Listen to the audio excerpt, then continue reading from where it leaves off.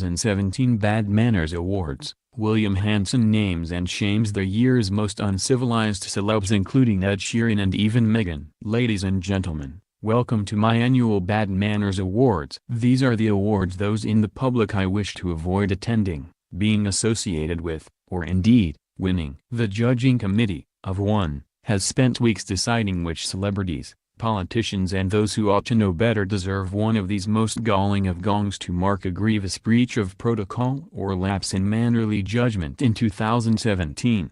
Please, finish mincing down the red carpet of shame, find your seats and hush your voices, as we begin the proceedings. As good news for the British royal family as Meghan is, she should have known better in November than to walk ahead of her fiancé, Prince Harry, when they visited the city of Nottingham.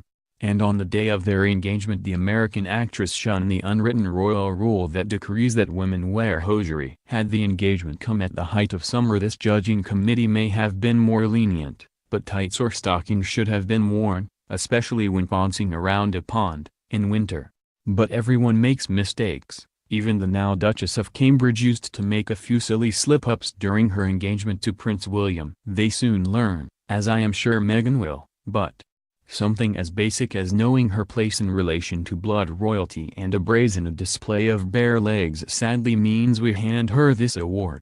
Earlier this month singer Ed Sheeran was made a member of the Order of the British Empire at Buckingham Palace by His Royal Highness the Prince of Wales.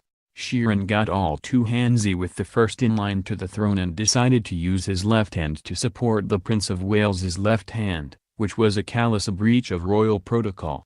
Sheeran has already famously had a run-in with Princess Beatrice and a sword, and I would suggest Princess Beatrice picks up the sword and lops off the singer's left hand as punishment. Just a suggestion. As much as I enjoy the Netflix masterpiece The Crown, I recently spat out my delicate pico as I watched Claire Foy's Queen cut a scone during one of the new episodes. I can reluctantly forgive the Crown's advisors for having royal staff turn their backs on the Queen left, right and center. That would not have happened in the 1950s, and I will overlook Foy's Queen popping her handbag on a table.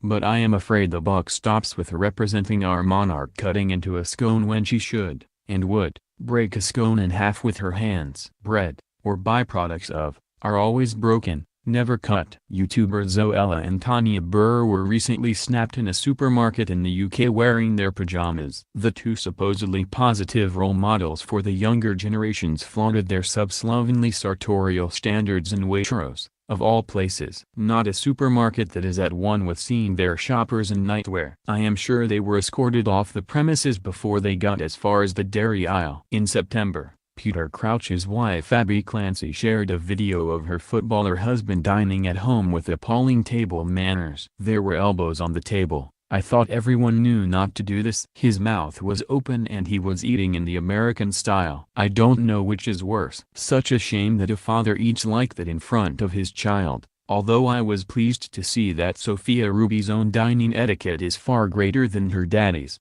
Many footballers' children now attend public schools and gain some social polish. It's a shame their parents can't go back to school too.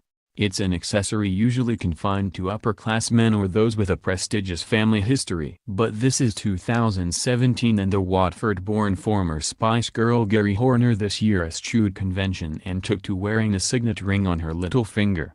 The ring doesn't have a family crest, which is bad enough. But women simply do not wear signet rings. It is the height of pretension but hardly suspiring if the rumors that Ginger Spice now insists on being referred to as Geraldine and has taken up shooting are to be believed.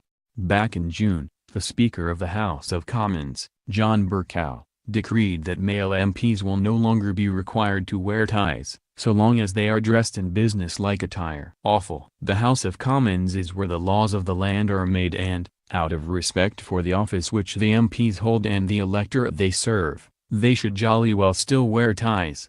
It's unsurprising that Bercow made up this rule, given that when he first assumed office in 2009 he announced he wouldn't be wearing the traditional court gown that speakers are meant to wear.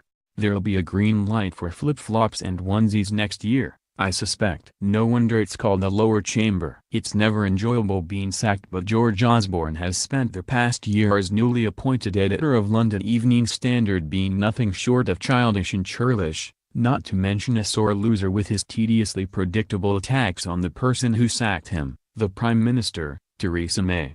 Rather than turning the other cheek or displaying good breeding by staying glacially quiet about the matter, his toys have been thrown out of his pram for too long.